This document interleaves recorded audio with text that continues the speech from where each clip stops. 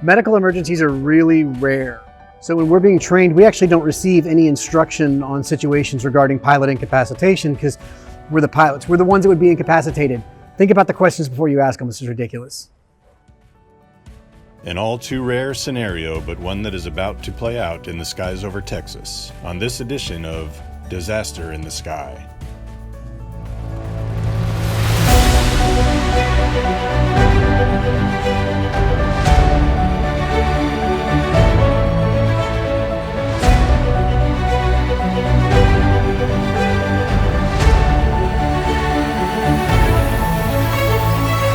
Heels on the floor.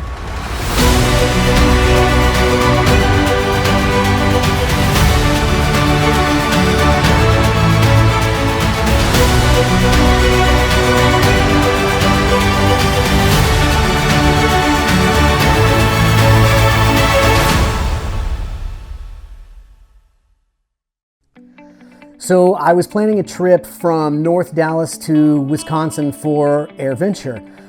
For me, this is an extremely long cross country, and so, I planned everything to the nth degree. I wasn't leaving anything up to chance.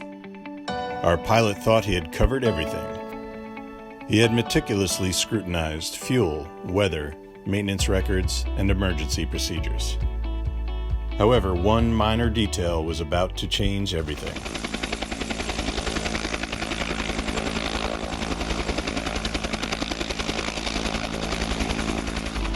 I'd been airborne for maybe an hour, and that's when I saw a warning light flashing at me on the panel, and I just froze.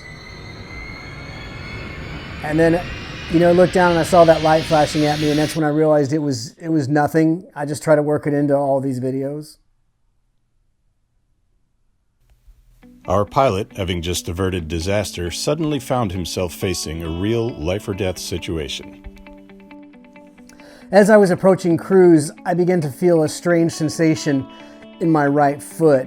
I tried to ignore it at first, but as time went on, I realized what was happening.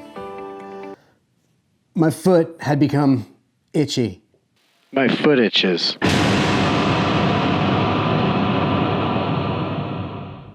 Now facing a serious medical emergency, it was time for critical decision-making. The first option would be to leave it alone and fight through the footal itchiness. This would mean a constant distraction through the remainder of the flight, preventing him from giving his full attention to the flight at hand. No, actually, my foot was just itchy. It's really not a big deal. It was a very big deal. The plane was on autopilot, and so I decided I would reach down and scratch my foot. The pilot's other option was much more dangerous. He could attempt to reach down and scratch the itch, but this would be tricky. It did kind of suck, though, because it was one of those itches that's kind of in the bottom center of your foot, and you can't quite get your finger in your shoe to scratch it. Hate those. And plus, I was wearing 3 pairs of socks because they said it was going to be cold in Wisconsin. I don't know how cold, but I do like to prepare for cold temperatures by putting on the appropriate level of sockage. That's a lot of socks. If our pilot attempted to scratch his foot, there's a good chance he might accidentally tickle his foot. This could lead him to flinching and accidentally kicking one of the rudder pedals, sending the plane into an uncommanded and unrecoverable spin. Actually, I don't think that's even a thing. I just reached down and scratched my foot. It was real simple, and then I just continued my flight. It was a tough decision, but he needed to act and act quickly. Nope. Actually, this is covered. I scratched my foot, everything was fine, and flew on to AirVenture and had a great time. It was time to do the unthinkable. It's a moot point, man. We're way past this already. Some people say mute point, and that annoys me. Neither here nor there, but it's a fact. The pilot decides to attempt an incredibly dangerous feat. All right, time out. I'm calling you out on that one. Dangerous feat. Okay. That was good though, right? Yeah, it was pretty good. Did you mean to say that? No, I was just going with the premise and that popped out. Yeah, it was good. You're ready to be an uncle or have some kids or something, man. That was... So how was AirVenture? No, AirVenture was great, man. It was awesome, except for my feet were sweating a lot because of all the socks. But other than that, I had a great... Hey, where are you anyway? No, I can't. We've already broken the fourth wall. This is going too far down the rabbit hole, man. I don't think it's considered breaking the fourth wall because you're just a voice. You're not actually here looking and talking at the camera. That would be breaking the fourth wall, and that's a no-no. You don't do that. You know, maybe if you called me sometime. Or hey, I know, what if you invited me to go to AirVenture? But no. You only call me when you need something. I'd like to hang some time, but instead I'm sitting here on the toilet reading your notes into my phone. Oh hey, I got one for you. Tune in for next week's disaster. Brian has to find a new narrator. How's that for disaster? Dumbass, good-for-nothing, stupid, worthless, no good, god freeloading son of a bitch.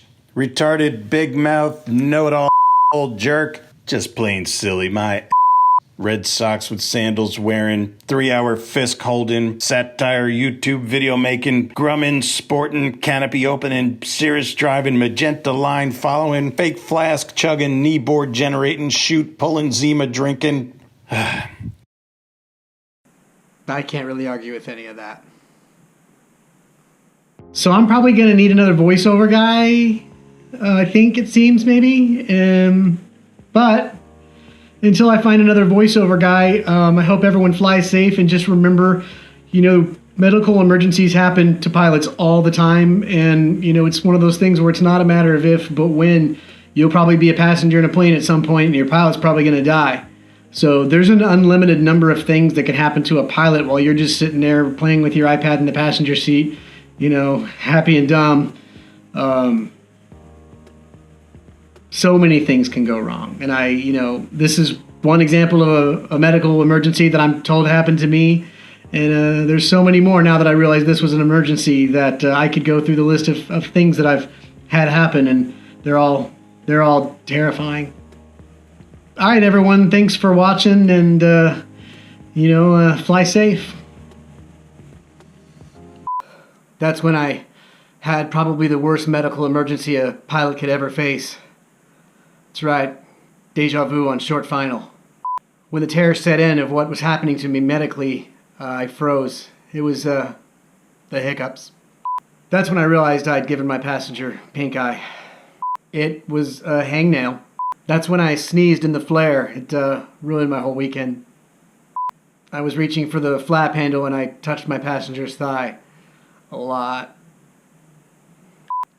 So even though it's rare, it's good that we think about these things like pilot incapacitation. And, as a passenger, I would say probably best just don't get in a plane if you don't know how to fly it. You never know what's going to happen to your pilot, and you could have to take over the controls. And if you're not ready to do that, I'd say just steer clear of airplanes.